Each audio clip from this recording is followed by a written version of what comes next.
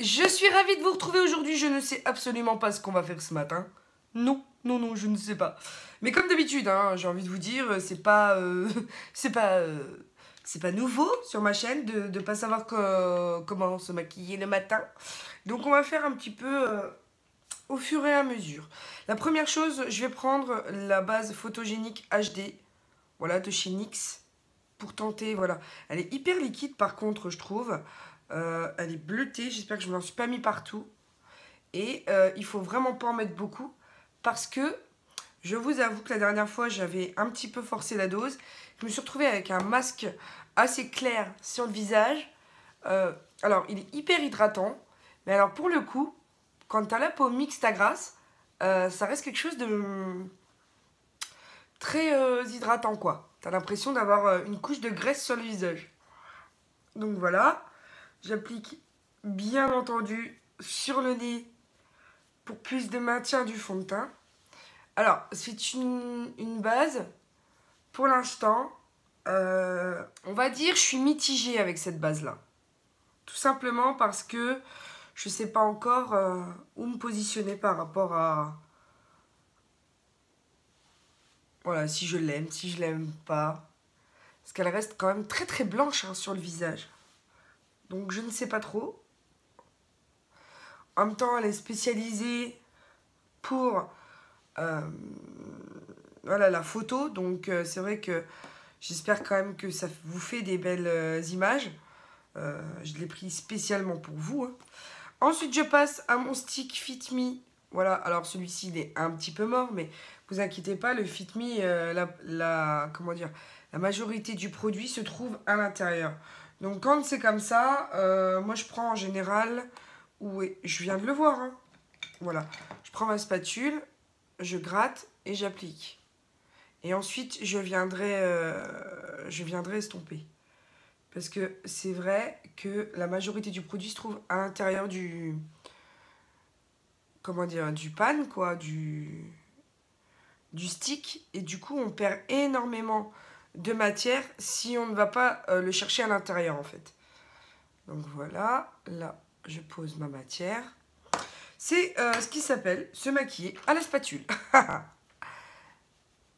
Alors, je n'ai pas d'origine particulièrement portugaise. Hein, parce que ici, au Luxembourg, c'est beaucoup plus les Portugais qui utilisent les spatules.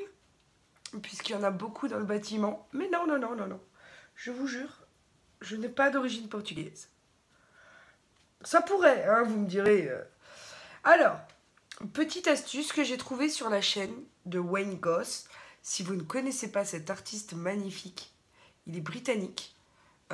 Il fait des tutos de ouf et il vous donne des trucs super pratiques au niveau make-up à reproduire pour une meilleure tenue, pour différentes problématiques.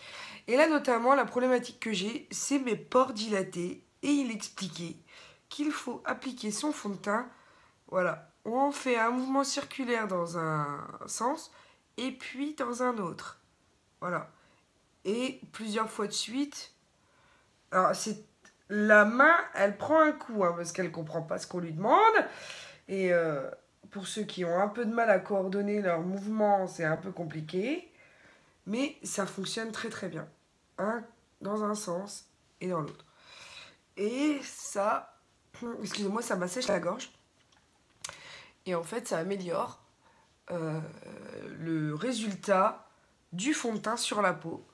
Donc, vraiment, astuce très sympathique que j'ai découvert sur cette chaîne. Donc, je vous invite, bien entendu, à vous rapprocher de cet artiste-là qui donne vraiment de très bons conseils. Alors, il n'a pas besoin de moi pour lui faire sa pub. Hein. Le gars, il a plusieurs millions d'abonnés. Il s'en tamponne. Hein. Mais je trouve que quand on trouve quelque chose de qualité sur YouTube, eh bien, c'est bien de le partager. Voilà, tout simplement. Donc... Et le pire, c'est qu'il fait vraiment... j'adore cet artiste parce qu'il fait des vidéos et pas à rallonge. C'est-à-dire que quand il va droit à l'essentiel, il vous fait pas de fioritures. Ses vidéos... Donc là, je passe à l'anti-cerne de chez Sephora. L'anti-cerne haute couvrance. Voilà, en teinte beige clair, le 06. C'est un artiste en fait qui s'encombre pas de fioritures et pour le coup qui va directement à l'essentiel. Il va vous faire 3-4 minutes de vidéo, sans plus, sans excès, sans pump it up, sans voilà, et sans montage réellement. Hein. Vraiment, ce sont des vidéos très simples, mais qui néanmoins sont percutantes, puisque voilà, il goes straight to the point. Il va à l'essentiel et directement nous montre la technique sans dire alors je vais vous dire nanana dans cette vidéo, oui on le sait, et lui boum il atterrit direct, il montre et on n'attend pas 15 plombes avant voilà d'obtenir le sujet de la vidéo quoi. Donc ça c'est super, j'aime beaucoup ce youtubeur qui est aussi make-up artiste, voilà. Et il donne énormément de conseils. Donc, j'essaye de les mettre en application et de voir comment ça rend. Et clairement, je vois quelques améliorations. Donc, je ne pouvais que vous le mentionner. Ensuite, je vais venir prendre une poudre. Alors, je ne sais pas laquelle encore. J'ouvre le moitié-moi des secrets. Et je vais prendre la poudre... Je vais prendre la poudre All Matte de chez Catrice. Puisque j'aime vraiment matifier par la suite mon teint. Pas forcément le matifier, mais au moins le rendre plus... voilà. Le rendre plus. Excusez-moi, je ne trouve pas. Je trouve que de ce fait-là, il a meilleur aspect. Et que du coup, c'est beaucoup plus facile pour moi d'appliquer par la suite tout ce qui va être bronzer, réchauffeur, etc. Donc là, je vais utiliser l'autre côté de mon Beauty Blender pour venir poudrer le dessous de l'œil. Voilà. Tout simplement. Pour que ça reste en place. Ensuite, on va prendre quoi? Je vais faire mon 3. Donc là, je viens avec la Fusion, la Radiant Fusion en teinte 03 pour faire mon 3.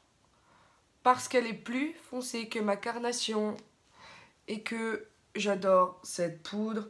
Elles se font parfaitement bien avec ma peau. Je l'aime vraiment bien. Donc, vu que je l'ai dans ma teinte, je pense que je vais la ressortir pour pouvoir justement l'utiliser en tant que poudre principale. Et pas seulement en tant que voilà, réchauffeuse de teint. Tout simplement. Donc, vraiment, c'est une poudre que je vous recommande. Après, je sais que pendant les promos, on peut l'avoir du coup moins cher, puisque 3 achetés, 3 offerts, choses comme ça. Du coup, ça reste quand même la poudre qu'on peut se procurer la valeur sûre de chez Kiko. Ensuite, je prends ma Master Sculpt de chez Maybelline. Et je vais venir faire mon contouring. Parce que cette teinte me ravit au niveau contouring. Elle est ni trop chaude, ni trop froide. Mais je vous en parle régulièrement. Ça a été une de mes révélations de l'année. Parce que pas trop cher. Pour quelque chose qui reste voilà, dans la gamme des grandes surfaces. Je trouve que voilà, c'est bien de le connaître. C'est bien de l'utiliser. Et ça peut, voilà, quand vous avez pas forcément le budget, voilà, au lieu d'acheter des marques extrêmement chères, là, on peut trouver quand même de belles choses dans tout ce qui est commerce de proximité. Donc, sublime. J'aime beaucoup ce combo. Voilà, il fonctionne en tout cas super bien sur moi. Et je ne saurais que le recommander. Parce que vraiment, il a voilà, il impose quand même. Ensuite, pour le blush, je vais aujourd'hui utiliser le blush de chez H&M. Donc, c'est le Radiant Sakura Island Upper Glow Powder. Donc, c'est un blush, mais qui reste quand même super brillant. Hein. C'est un blush highlight, mais qui a des tons quand même corail. Donc, je fais très attention en le posant, puisque ça reste quand même un blush. Enfin, pour moi, en tout cas, ça reste un blush et pas forcément un highlighter. Donc, je le pose, bien entendu, à l'endroit du blush, en remontant sur la pommette, puisque ça reste un highlighter. Voilà, et que ça va se fondre avec le plus clair que j'ai mis précédemment, en essayant de fondre les matières pour que ce soit juste effet bonne mine sans pour autant en faire beaucoup. Maintenant, je passe à ma pommade pour les sourcils en H brunette teinte 20 de chez Serge Louis Alvarez. Et là, j'ai pas vraiment l'habitude de faire mes sourcils au pinceau, mais beaucoup plus au goupillon. Et j'avoue que, alors, ça me sied, j'y arrive, mais c'est absolument pas mon application préférée. Même si j'adore le rendu, j'adore cette pommade parce que, voilà, elle se pose super bien, hein, je veux dire, sans problème. Mais alors, j'avoue que je n'ai pas du tout l'habitude d'appliquer mon produit sourcil avec un pinceau. Je pense qu'avec je pense que ça viendra, hein. Mais j'ai encore beaucoup de mal. C'est pas donné à tout le monde, alors que sur les tutos Instagram, ça a l'air si simple. J'adore ce côté-là, mais alors l'autre, j'ai l'impression que je l'ai loupé complètement. C'est pour ça, en fait, j'ai complication à utiliser ces produits-là, parce que je trouve que si on se rate, ça se voit tout de suite. Voilà, là, ça fait beaucoup mieux. Donc, voilà, j'aime beaucoup cette pommade, hein, elle est très bien. Alors, waterproof, faudrait que je le teste en condition waterproof. Mais clairement, je l'aime beaucoup. Après, il faut juste que j'apprenne à le dompter un petit peu. Mais sinon, après, mis à part ça, il n'y a aucun problème. C'est un produit que j'aime beaucoup. Mais j'ai été très peu déçue par celle-là. Donc, c'est une marque que je continuerai à recommander, je suppose. Alors, ensuite, je vais prendre le Urban Decay Beware. Donc, c'est un mono qui va me servir de transition. Voilà, avec le pinceau 14 de chez Kiko.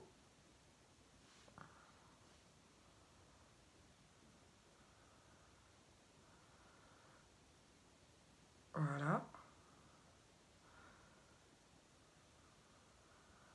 Alors, pour bien estomper, il faut vraiment passer sous... Enfin, il faut vraiment insister, hein, parce que ce ne sont pas les fards qui se blendent vraiment le mieux.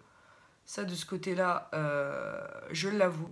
J'adore Urban Decay parce que ça tient super bien. Mais par contre, voilà, c'est vrai que là, pour le coup, au niveau... Attendez, j'ai quelque chose qui me gratte sous l'œil. Ouais, au niveau de la pigmentation, etc., c'est au rendez-vous. Mais après, pour ce qui est de l'estompage, il faut quand même gérer son estompage et connaître ses pinceaux, hein. Parce que je vous avoue qu'Urban Decay, voilà, c'est pas le recommandé pour moi en début, en fait, en apprentissage de make-up. Il faut quand même savoir bien estomper pour pouvoir les utiliser. C'est pour ça que je vous parle beaucoup de Black Up, la palette Black Up que je recommande toujours, parce que celle-ci, elle est adaptée aux novices, alors que voilà, les produits que j'utilise régulièrement ne le sont pas forcément. Ensuite, j'ai besoin d'un fard mat pour l'arcade, donc je vais prendre juste le Prime and Fine de chez Catrice. Donc c'est la base pour le visage que je vais poser sous l'arcade. Bien entendu que je vais venir estomper avec un pinceau très fin pour estomper. Alors comme vous le voyez, j'étire pas la matière, je tapote puisque c'est quand même une base crème pour qu'elle reste en place, hein. Toutefois, vous avez remarqué que votre estompage était moins bien, vous repassez un petit peu avec le même pinceau que tout à l'heure pour affiner le dégradé. Une fois qu'on a ça, je vais venir avec mon Paint Pot de chez MAC avec mon pinceau plat. Voilà, alors celui-ci a les résidus dessus, Donc je viens avec ma mousse de chez Sephora nettoyer le truc. Voilà, tout simplement. Color Swift, super intéressant. Voilà. Donc, le Paint Pot Soft Talker de MAC que je viens appliquer à la base de ma paupière mobile. Je passe avec la couleur la plus foncée, voilà, ici, de ma palette de chez Essence. C'est la Eyes and Face Palette. Pour faire l'extérieur de mon œil. Voilà, pour faire l'ouverture coin externe. Je passe maintenant à un pigment, c'est le Work is Overrated de chez The Balm. Ils sont juste canons, ces pigments-là. Regardez-moi ça. Voilà. Donc, où ai-je mis mon Fix Plus? J'ai trouvé mon Fix Plus. Je vais en faire un spray dans le bouchon. Voilà. Pour ne pas perdre de matière. Je vais rajouter du pigment dans le bouchon sur mon pinceau. Tout simplement comme ceci.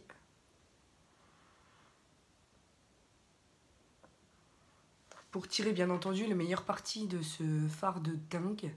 On peut difficilement faire plus métallisé et pour estomper, je viens tout simplement avec un nouveau pinceau refaire le creux pour ne pas en avoir de trop. Ils sont vraiment sublimes ces fards, vraiment je les recommande. Ensuite je vais prendre le No Money No Honey qui est clair pour appliquer tout simplement en coin interne. Maintenant que j'ai fait ça, je reviens avec mon fard de transition. Voilà, c'est le Beware. Et je vais appliquer ce fard tout simplement en ras de cils inférieur. Je viens travailler maintenant mon mascara avec le Bad Gal de MAC. Et pour le rouge à lèvres, je vais faire des mix. Donc je vais utiliser déjà le Matte Stay Super Ink, Super Stay de Maybelline, en teinte 15, Lover. Par-dessus ce rouge à lèvres, je vais essayer de venir apposer le Pixie en teinte 301 de L'Oréal. Alors voilà au final ce que donne ce make-up. Voilà. J'espère bien entendu qu'il vous aura plu. Pour plus de tenues, n'oubliez pas le Fix Plus. Voilà. Mais pour l'heure, il me reste juste à vous dire que la vie est belle en rose et que je vous aime très très fort. N'oubliez pas de checker mes anciennes vidéos et de vous abonner car c'est gratuit et que YouTube vous désabonne. Mais je vous fais d'énormes gros bisous. Je vous aime à la folie et à très bientôt pour un nouveau tuto. Bisous mes amours, ciao!